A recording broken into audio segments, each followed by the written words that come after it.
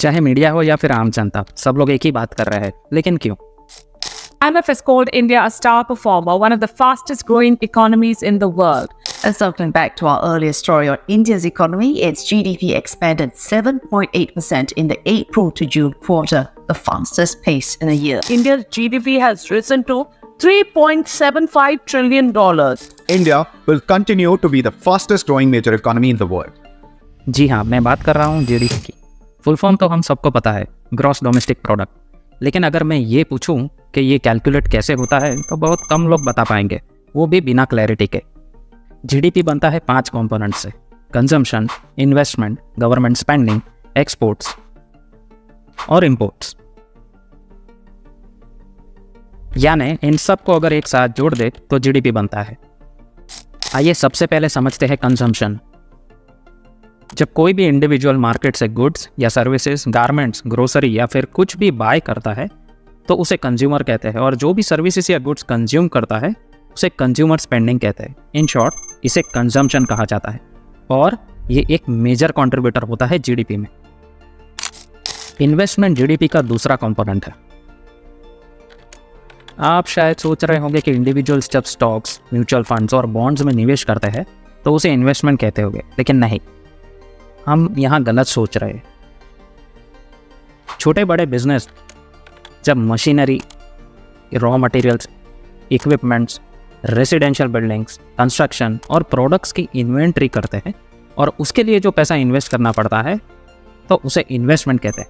In short, किसी भी nation के कैपिटल में ये बढ़ोतरी करते हैं। इन्वेस्टमेंट नेशन की प्रोडक्टिव कैपेसिटी बढ़ाता है, which leads to prosperity and economic growth of a nation. जैसे इंडिविजुअल लेवल पे इन्वेस्टमेंट करना रिस्की है बिकॉज ऑफ मार्केट, वैसे ही बिजनेस लेवल पर इन्वेस्टमेंट वॉलेटाइल होता है, क्योंकि ये डिपेंड करता है interest rates, people's expectations and profits पे। आइडियली इन्वेस्टमेंट 20 से 25% रहता है जीडीपी का। For developing nations investment generally high रहता है, लेकिन फॉर डेवलप्ड इकोनॉमीज इन्वेस्टमेंट 12 से 18% के बीच में रहता है। अब आते हैं थर्ड कंपोनेंट पे, जो है गवर्नमेंट स्पेंडिंग। गवर्नमेंट जब infrastructure such as roads, railways and airport, health care, education या फिर डिफेंस में स्पेंड करता है तो उसे गवर्नमेंट स्पेंडिंग कहते हैं। लेकिन गवर्नमेंट स्पेंडिंग कभी अच्छी भी रहती है या कभी बुरी भी रहती है। मान लीजिए रिसेशन चल रहा है तो जाहिर सी बात है कि गवर्नमेंट ज़्यादा स्पेंड करेगी कुछ सेक्टर्स में, which leads to more employment, overall rise in the income. इससे जीडीपी का नोटेबल ग्रोथ होता है। लेकिन अगर कोई इकोनॉमी अपने पूरे पोटेंशियल पर चल रही है तो चांसेस है कि गवर्नमेंट मार्केट से ज़्यादा पैसे उठाता है, जिससे बैंक्स के इंटरेस्ट रेट ऊपर जाते हैं, जो ultimately translates to public debt and results in inflation, और ये जीडीपी ग्रोथ लो कर देता है। तो इतना तो क्लियर है कि quality and efficient government spending ज़रूरी है, और ये डिसाइड करता है कि इनोवेशन एंड ग्रोथ फॉस्टर करेगा या फिर बिजनेस प्रोडक्टिविटी और कॉम्पिटिटिवनेस को हैम्पर करेगा। लास्ट एंड फाइनल कंपोनेंट काफ़ी ईजी है समझने के लिए, जो है नेट एक्सपोर्ट्स। किसी भी देश में जो एक्सपोर्ट से रेवेन्यू जनरेट होता है उसमें से अगर इंपोर्ट से होने वाले रेवेन्यू लॉस को सब्ट्रैक्ट कर दे तो हमें नेट एक्सपोर्ट्स मिलता है। जब एक्सपोर्ट्स इंपोर्ट से ज़्यादा होता है तो उसे ट्रेड सरप्लस कहते हैं।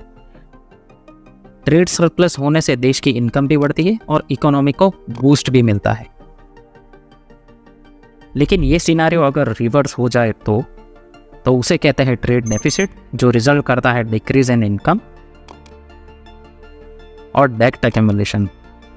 Trade deficit currency exchange rate को सिग्निफिकेंटली इंपैक्ट करता है और अल्टीमेटली सभी कमोडिटीज के दाम बढ़ जाते हैं, और इस फिनोमेना को हम इन्फ्लेशन कहते हैं।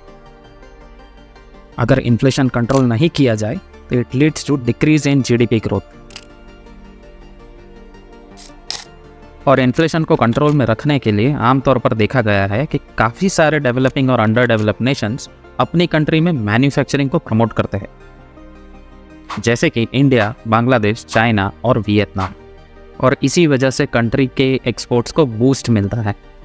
जीडीपी कैलकुलेट करना तो सीख गए, but what actually it indicates, हमारे हार्टबीट्स की तरह ये नेशन का इकोनॉमिक इंडिकेटर होता है, जो हेल्प करता है पॉलिसी मेकर्स को और सेंट्रल बैंक्स को, जो डेटा बेस्ड इन्फॉर्म्ड डिसीजन लेते हैं। क्या होता है जब जीडीपी ग्रो करता है? ज़्यादा जॉब से एम्प्लॉयमेंट क्रिएट होता है, इंडिविजुअल और देश की इनकम बढ़ती है और लोगों के लिविंग स्टैंडर्ड्स बेटर होते हैं।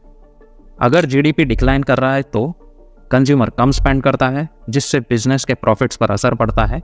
इससे अनएम्प्लॉयमेंट रेट्स काफ़ी बढ़ जाते हैं और देश में एक इकोनॉमिक इंस्टेबिलिटी का एनवायरनमेंट क्रिएट हो जाता है।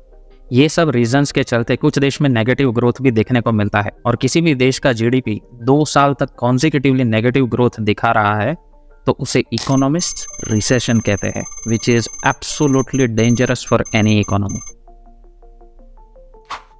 आप लोगों को ये समझ आ गया कि एक नेशनल लेवल के जीडीपी को कैसे कैलकुलेट करता है, लेकिन अगर जीडीपी को total population of the nation से डिवाइड कर दे तो हमें जीडीपी पर कैपिटा मिलती है, which is eight individual level, जो दर्शाता है स्टैंडर्ड ऑफ लिविंग को और इकोनॉमिक वेलबींग को, which ultimately defines the quality of life. World bank के 2022 के आंकड़ों के अनुसार अगर हम इंडिया, यूएस, यूके या चाइना की जीडीपी पर कैपिटा देखें तो साफ जाहिर है कि quality of life in these countries is far better. लेकिन गौर करने वाली बात यह है कि quality of life does not determine the cost of living, और GDP per capita is not the right parameter to measure it, क्योंकि एक इंडिविजुअल की परचेजिंग पावर एक डेवलपिंग नेशन में ज्यादा हो सकती है compare to developed nation. This is because of purchasing power parity, और ये कारण है कि GDP per capita does not define an individual's capability of buying, क्योंकि वो इनकम डिस्ट्रीब्यूशन को फैक्टर ही नहीं करता, है ना मजे की बात। इसी कारणवश अगर ओवरऑल क्वालिटी ऑफ लाइफ और वेलबींग मेजर करना है तो परचेजिंग पावर पैरिटी ही एक प्रॉपर इंडिकेटर है compare to GDP per capita, और यही वजह है कि आज वर्ल्ड की टॉप 3 इकोनॉमीज चाइना, यूएसए और इंडिया है। लेकिन कुछ सवाल अभी भी अनआंसर्ड है जिन्हें जानना जरूरी है। जीडीपी कौन डिटरमाइन करता है? तो हर देश में उसकी एक नेशनल स्टैटिस्टिकल एजेंसी होती है, और अगर वर्ल्ड वाइड एजेंसीज की बात करूं तो international monetary fund, European commission, organisation of economic cooperation and development, United Nations और वर्ल्ड बैंक एजेंसीज है जो जीडीपी डिटरमाइन करती है। अगर इंडिया की बात करें तो सेंट्रल स्टैटिस्टिक ऑफिस, जो ministry of statistics and programme implementation के अंतर्गत जीडीपी को डिटरमाइन करती है। दुनिया की 5 सबसे बड़ी इकोनॉमीज की बात करें तो USA followed by China, Germany, Japan और इंडिया 5th स्पॉट पर है। लेकिन ध्यान से देखिए, 5 देश में से 3 देश एशिया में हैं, और यही रीजन है कि आने वाले डिकेड्स में ग्रोथ फोकस एशिया में रहेगा। वर्ल्ड लेवल पर 2016 में चाइना का जीडीपी शेयर 18% था, जबकि इंडिया ओनली कंट्रीब्यूटेड बाय 7%। लेकिन 2050 के प्रोजेक्शंस पर अगर नजर डालें तो चाइना सिर्फ 20% कंट्रीब्यूट करेगी और India will double its share. 2050 में डेवलप्ड मार्केट्स जैसे कि US, UK, Japan, France will combinedly have 82.9 trillion USD GDP, जबकि Latin America will have low growth। Middle east and Africa एक डिसेंट ग्रोथ करेंगे, लेकिन Asia which includes India, China, Bangladesh, Indonesia and Philippines will have a combined GDP of 90.6 trillion USD। Projections clearly दर्शाते हैं कि 2050 आते आते economic global power dramatically shift हो जाएगा एशिया की तरफ, यानी इंडिया सबसे ज्यादा ग्रो करेगा। तो आप अगर यहाँ तक वीडियो में बने रहे हो तो वीडियो को लाइक करें और चैनल को सब्सक्राइब करें। ऐसे ही वीडियोस के लिए फॉलो करें एड्यूवर्स चैनल को। धन्यवाद।